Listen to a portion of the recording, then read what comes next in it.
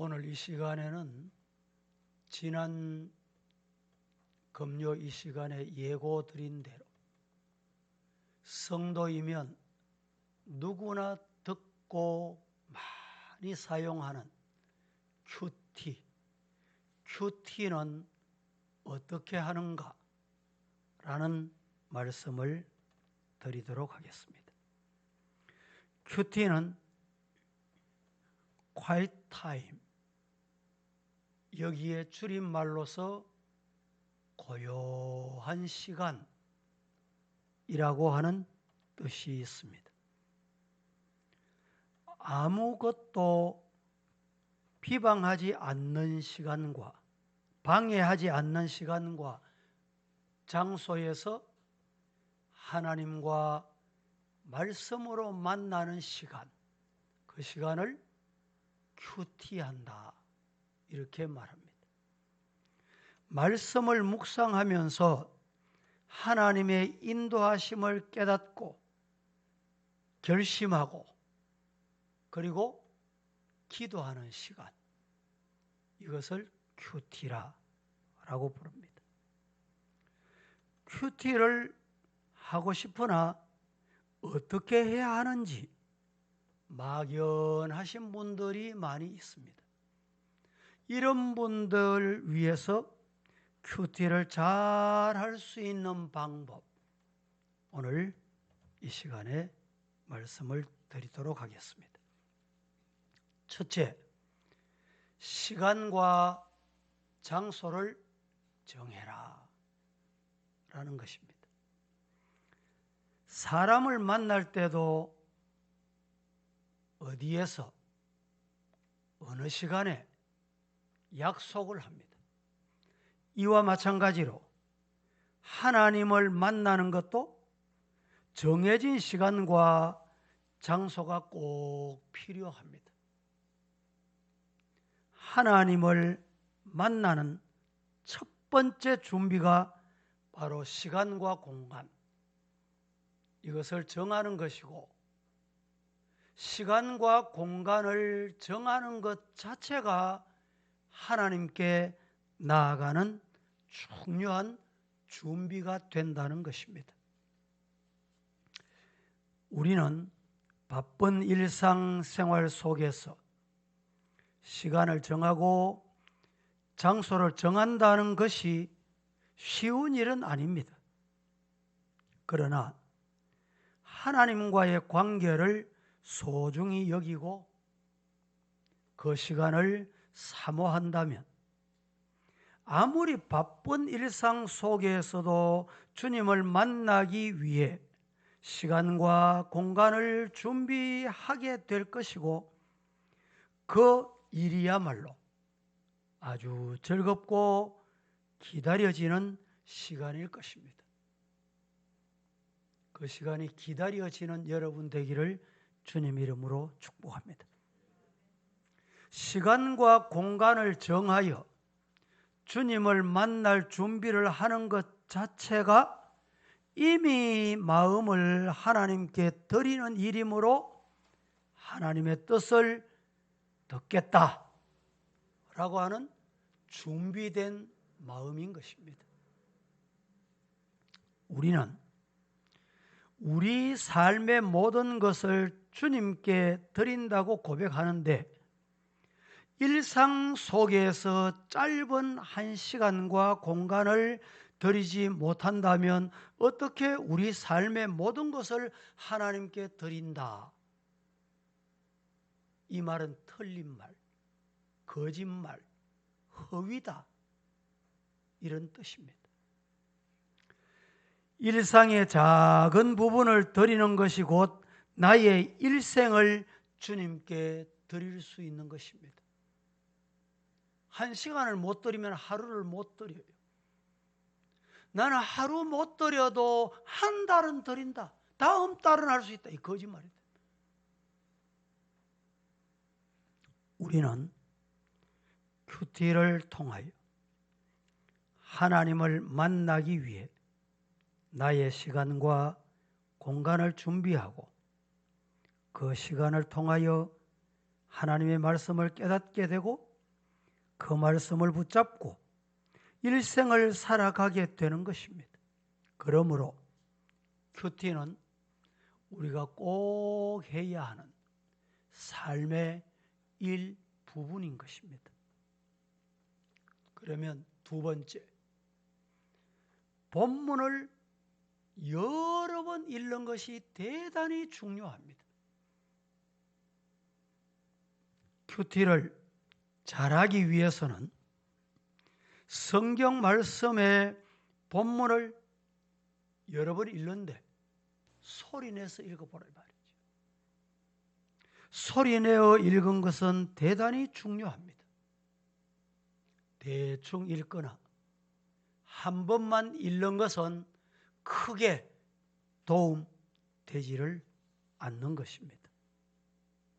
우리가 큐티를 하는 이유는 하나님의 뜻을 깨닫기 위해서 하는 것입니다. 그러므로 하나님의 뜻을 깨달으려고 하면 본문의 말씀을 여러 번 읽으면서 하나님의 뜻이 무엇인지 발견하는 것이 대단히 중요합니다. 말씀을 내 입술로 여러 번 읽음으로 내 마음과 정성을 주님께 드리며 주님께서 주시는 말씀을 통하여 무엇을 말씀하시는지 깨닫게 되는 것입니다. 그리고 하나님의 말씀을 통하여 내 자신을 돌아보게 되는 것입니다. 그러면 성경 말씀을 읽을 때에 도움되는 방법이 뭐냐? 몇 가지로 말씀을 드리는데, 첫째, 위로 읽기. 위로 읽기가 뭐냐? 다시 말하면 믿음으로 읽어라 이 말입니다. 하나님 의지하고 읽어라. 성경 말씀은 단순한 문학 서적이 아니라 하나님의 말씀입니다. 살아있는 말씀이 좌우의 날선 어떤 것보다 예리한 말씀입니다. 그렇기 때문에 기도와 믿음으로, 기도하고 믿음으로 읽으시기를 주님 이름으로 축복합니다. 즉 하나님의 말씀으로 그 권위를 믿음으로 받아들이고 아멘하기 위해서 읽어야 됩니다. 두 번째는 아래로 읽어라. 아래로 읽으라는 말은 무슨 말이냐? 나 자신이 죄인인 것을 보면서 인식하면서 읽으라 말이죠. 성경 읽으면서 아이고 요 구절은 저 인간이 읽어야 되는데 이러면 안 돼. 나 자신 본문의 내용을 관찰하고 하나님께서 무엇을 말씀하시려고 하시는지 해석하여 하나님의 마음을 깨달아 내 마음을 돌아봐야 돼. 성경을 읽을 때 내 마음 돌아보시기를 축복합니다. 세 번째, 앞뒤로 읽어라. 앞뒤로 읽으란 말이 무슨 말입니까? 제가 평소 자주 쓰는 말이 있습니다. 구약 성경의 답은 신약에 있어요. 신약을 읽어보면 의문가면 구약에 있어요. 앞에 성경을 읽다가 의문이 있으면 뒤에 성경을 읽으면 돼. 좀 더 가까이 말하면 1장을 읽다가 문제가 풀리지 않으면 2장에 가면 답이 나와 있어요. 1절을 읽다가 문제에 부딪히면 2절을 읽으면 돼요. 성경은 한 곳만 보지 말고 앞뒤로 함께 읽어라. 성경은 단편적인 명언이 아니라 66권이라는 책입니다. 그러므로 구절의 말씀이라도 한 절의 말씀이라도 성경 전체와 흐름 속에서 이해해야 합니다. 성경 전체 속에서 흐름과 맥락을 이해하면서 읽자, 이런 말입니다. 네 번째,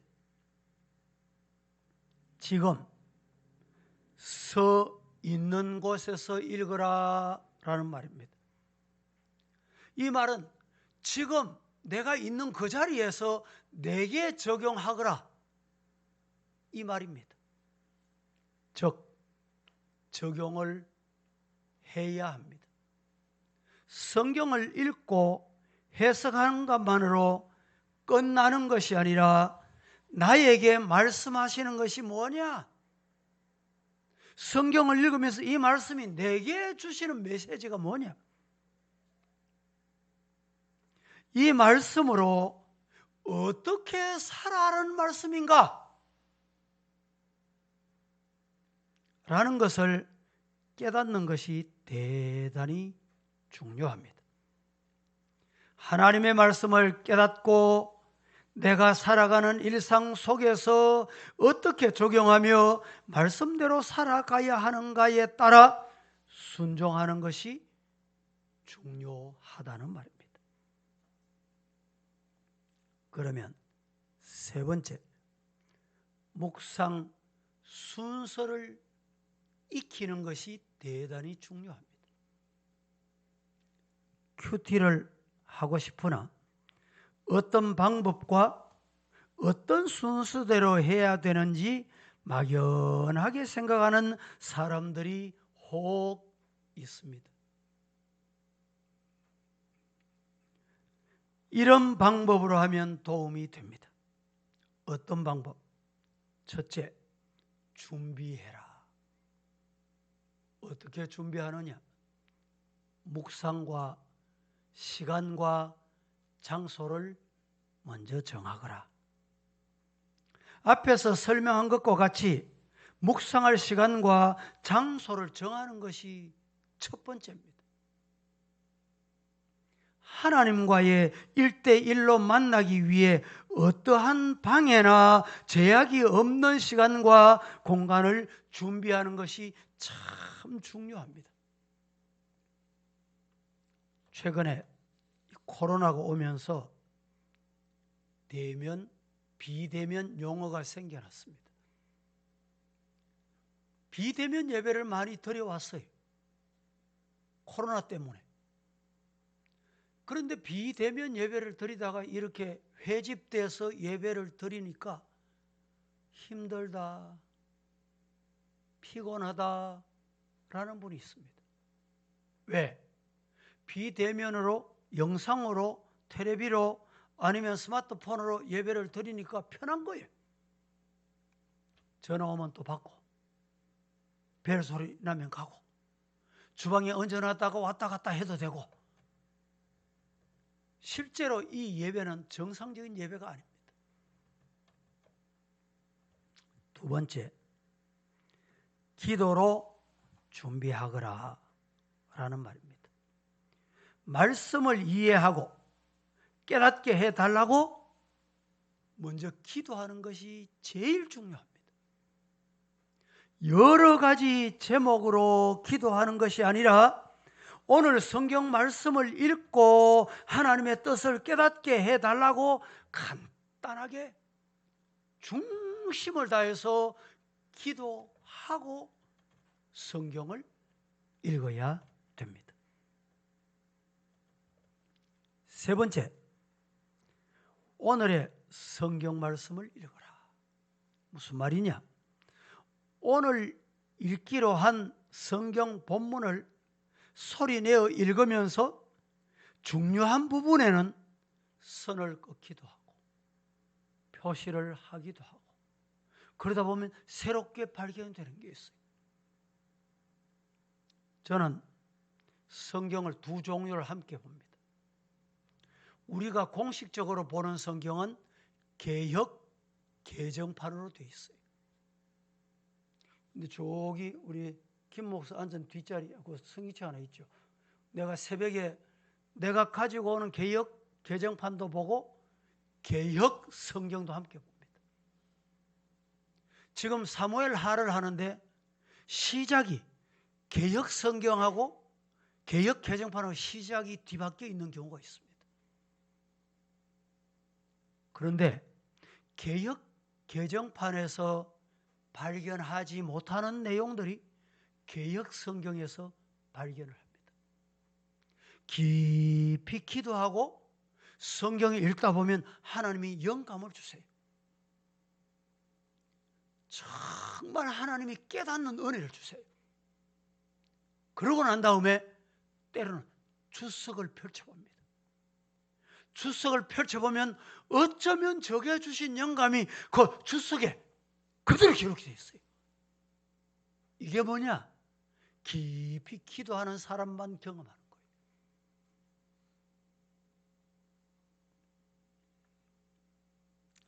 새롭게 발견하거나 깨닫게 되는 것을 여러분 경험하는 먼저 말씀의 은혜가 있기를 축복합니다.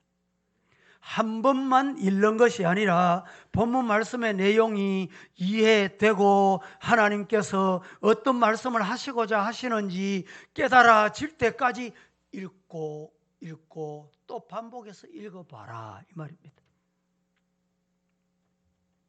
네 번째, 말씀의 깊은 의미를 발견해라. 오늘 읽은 말씀은 말씀의 기본적인 내용을 파악을 해야 돼요. 신약은 그런데 이 파악이 조금 쉬운데 구약 성경은 조금 힘드는 경우가 있습니다. 그런데 열왕기 상하, 사무엘 상하, 역대 상하는 내용이 앞뒤만 바뀌어 있지 비슷하고 유사하다 이렇게 보시면 돼요. 그래서 성경을 사무엘 상하나 열왕기 상하나 역대 상하나 여러분들이 읽으시다가 다음 성경에 가서 보면 장절만 바뀌어 있는 경우가 있어요. 그럴 때가 참 많습니다. 그러면 앞에 걸 읽다가 이해가 안 되면 뒤에 가면 답이 나와요.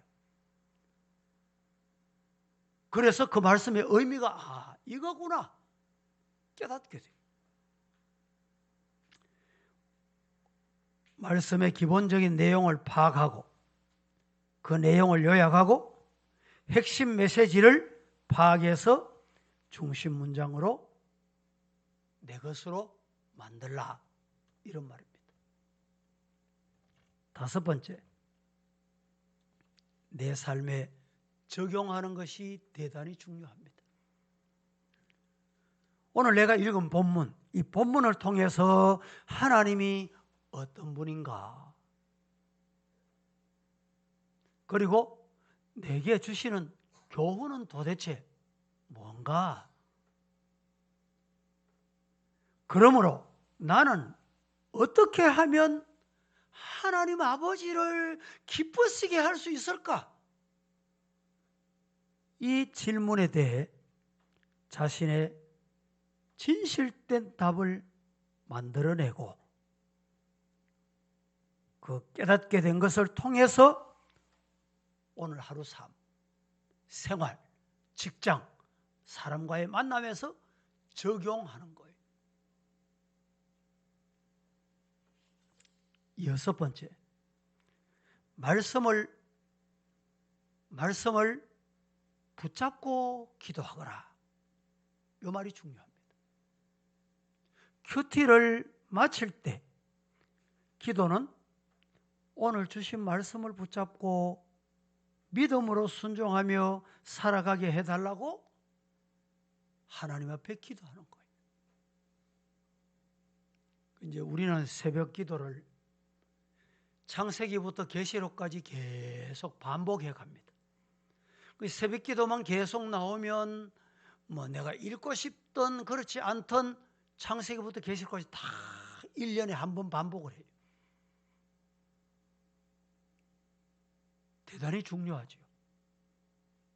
그래서 이 새벽에는 설교가 아니고 기도 제목을 드리는 거예요. 기도 제목. 그 성경을 통해서 내가 오늘 하루를 어떻게 적용해야 될 것인가, 그걸 붙잡고 개인이 기도하고 돌아가고, 돌아가셔서 뭘 하느냐? 적용을 해야 돼. 적용을.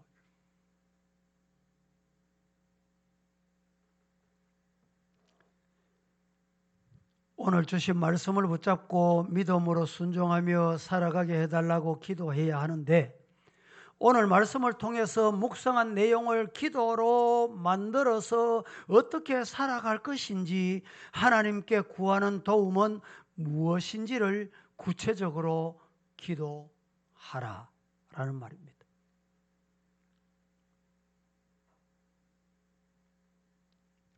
다음에 큐티를 하면서 큐티를 하는 성도들이 큐티하는 사람이 주의해야 될 게 있습니다. 뭘 주의해야 되느냐? 하나님 중심 묵상이 되게 해라. 성경 말씀을 묵상할 때, 큐티를 할 때 하나님 중심 되도록 해라. 말씀을 묵상할 때 나 중심에 묵상하는 사람이 있고, 하나님 중심에 묵상하는 사람이 있습니다. 나 중심의 묵상은 하나님의 말씀으로 자신을 변호하고 자신을 위한 내용으로 묵상을 적용한 것을 말합니다. 하나님 중심 묵상은 뭐냐? 하나님 중심 묵상은 성경 본문을 파악하고 관찰하고 해석하여 그 속에서 나 자신과 어떤 관계성이 있는가 파악을 하고, 하나님께서 나에게 무엇을 말씀하시는지를 깨닫고 내가 어떻게 하면 하나님이 기뻐하시는 깨닫는 묵상을 할까? 라는 것입니다. 하나님 중심 묵상을 통해서 진짜 내가 누구인지를 알고 내가 무엇을 해야 하는지를 알게 되는 것입니다. 믿으시기를 축복합니다. 하나님 중심의 묵상의 방법. 우리는 나 중심의 큐티를 하는 게 아니고 하나님 중심 큐티를 해야 돼요. 하나님 중심 묵상하는 방법이 뭐냐? 첫째, 본문을 통하여 하나님께서 하신 일과 사역이 무엇인지 알아야 돼요. 깨달아야 됩니다. 발견해야 됩니다. 두 번째, 하나님께서 드러내시는 하나님의 성품과 온전하신 모습이 어떠하신지를 발견하는 것이 묵상하는 중요한 방법 중에 하나입니다. 세 번째는 하나님께서 우리에게 하신 약속이 무엇이며 명령하시는 것이 무엇인지를 발견해야 돼요. 찾아내야 돼요. 네 번째는 본문에서 기록자나 등장인물들의 고백이 무엇을 의미하는지, 지금 무슨 말씀을 하시려고 하는지를 깨달아야 된다라는 말입니다. 다섯 번째, 오늘 본문이 나에게 주시는 교훈이 무엇인지 발견해내야 합니다. 오늘 본문이 나에게 주시는 교훈을 찾기 위한 방법으로 SPAC라는 방법이 있습니다. 이게 뭐냐? S, P, A, C 첫 글자를 따서 S는 내가 버려야 할 죄가 뭔가, 이걸 찾아내야 돼. P는 내가 붙잡아야 할 구체적인 약속이 여기에 뭔가? A는 내가 고쳐야 할 생각이나 행동이나 언어가 뭐가 있는지 그걸 찾아내야 돼요. 큐티를 하고 예배를 1000만 번 드려도 내가 고칠 게 없어. 내가 고칠 걸 찾아내지 못해. 변화되지 않아. 그러면 여러분 믿는 사람이 아니다 이 말이죠.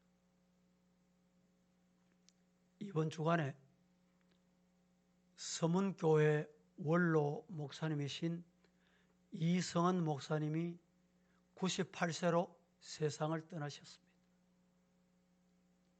이분이 설교 내용 중에 돌아가시고 이제 설교 내용 중에 뭐 이렇게 카피를 하고 떠가지고 많이 보내줬어요.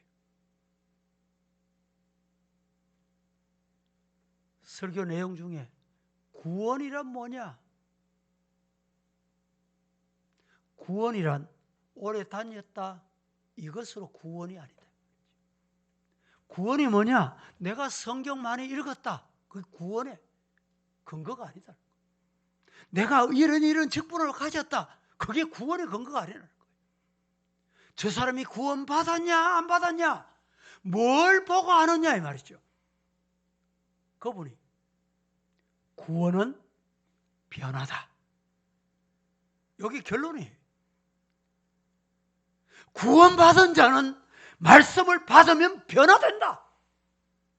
언어가 변하고 생활 변하고 기도가 변하고 교회 생활이 변한다는 거예요. 아멘입니까? 여러분, 내가 고쳐야 할 생각이 뭔지, 내가 고쳐야 할 언어가 뭔지, 내가 고쳐야 할 행동이 뭔지 10개를 잘못하던 사람은 하나가 시정이 되가 9개, 또 하나가 시정이 되가 8개, 10개에서 5개가 줄어서 5개로 줄고, 이게 구원받은 사람이, 말씀을 접한 사람이, 큐티한 사람이, 믿는 사람이. C는 순종해야 할 명령은 뭐냐? 내가 오늘 이 말씀을 읽고 내게 적용하는데 내가 정말 이대로 살아야 될 내용이 뭐냐 말이죠. 적용. 이 적용이 안 되면, 말씀을 듣고 예배를 드리고 적용이 안 되면 온전한 예배일 수 없다.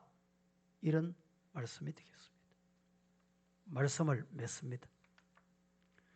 큐티를 통해 하나님과의 만남의 은혜와 축복을 누리는 사랑하는 성도들 다 되시기를 예수님 이름으로 간절히 축복합니다.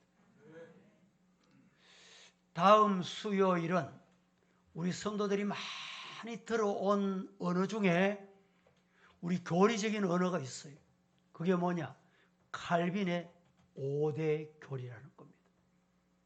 우리 성도들이 나는 장로교회 교인이다 이러면서 장로교가 뭔지를 모르는 성도가 있어요.